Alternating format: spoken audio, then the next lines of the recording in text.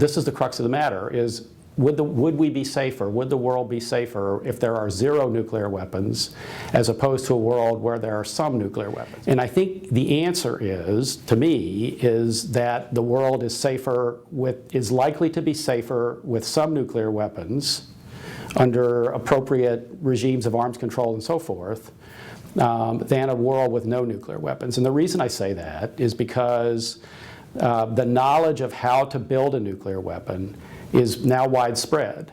So in a world where no one has nuclear weapons, there's always the problem of cheating and how long it takes to get to develop and build a weapon.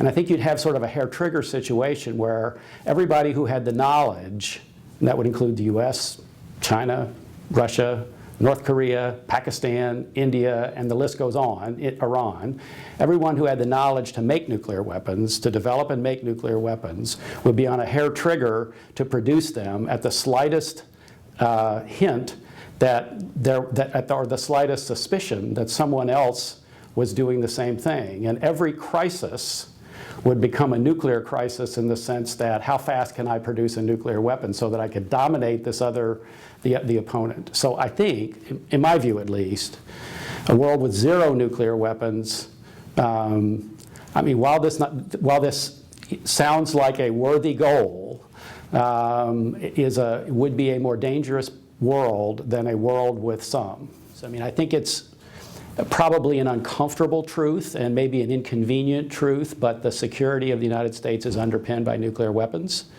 And global security and the relations among the great powers is underpinned by nuclear weapons. And I think that's not likely to change soon.